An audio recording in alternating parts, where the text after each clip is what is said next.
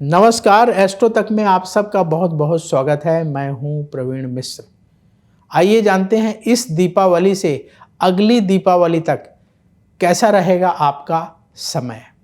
तो बात करते हैं अब वृष राशि की। वृष राशि में बृहस्पति देव स्वयं बैठे हुए हैं और वृष राशि से 10वें घर में शनिदेव विराजमान है।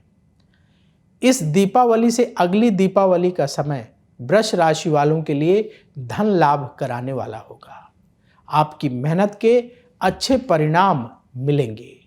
नौकरी में उन्नति होगी। आपकी नौकरी में स्थिरता रहेगी, यानी घबराहट नहीं होगी कि नौकरी चली जाएगी या परेशानी आएगी या उतार चढ़ाव आएगा। ऐसी स्थिति नहीं बनेगी, स्थिरता रहेगी। धैर्य से काम करने का समय होगा। जो लोग व्यापार करते हैं वृष राशि वाले, व्यापार में धीरे धीरे तरक्की होगी।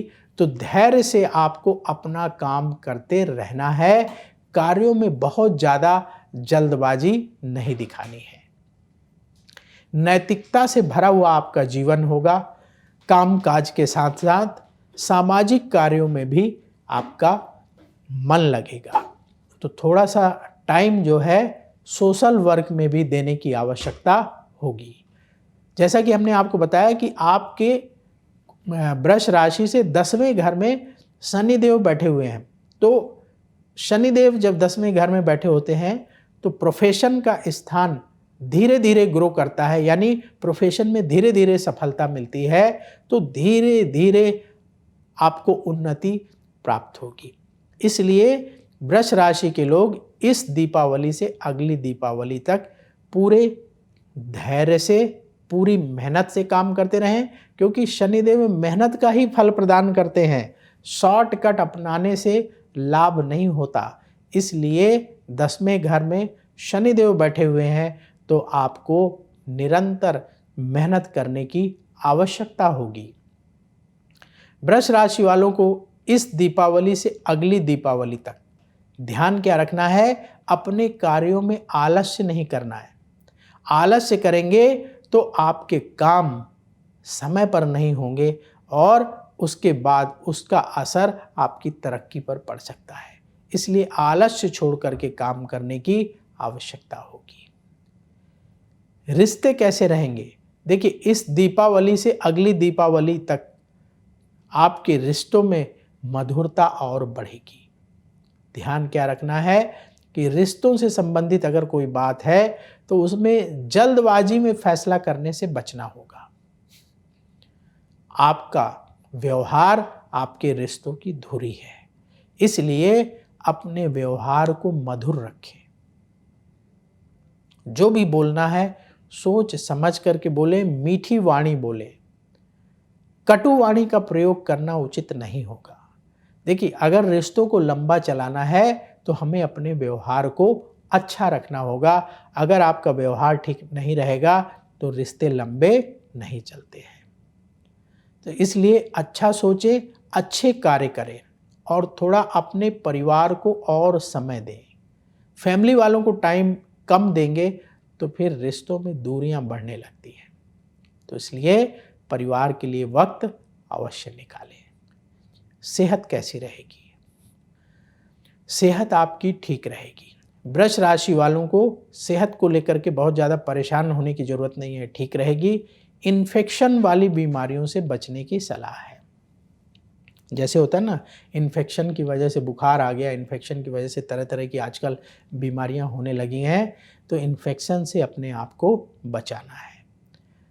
अच्छा तरीका ये है कि बाजार का भोजन ना करें। जैसे हम जाते हैं ना बाहर खाना खाते हैं, तो बाहर का खाना कम खाएं, क्योंकि बाहर का खाना नुकसान कर सकता है। किसी में मिर्च ज़्यादा होती है, किसी में मसाला ज़्यादा होता है, कोई अच्छे से बना नहीं होता है, किसी में तेल घी गड़बड़ होता है, तरह तरह की दिक्कतें होती हैं। तो अगर आप चाहते हैं कि आपका स्वास्थ्य ठीक रहे, इन्फेक्शन से आप बचे रहें, तो बाहर का भोजन ना करने की सलाह है आपके लिए। तो खान पान अगर आप ठीक रखेंगे तो आपको परेशानी नहीं होगी।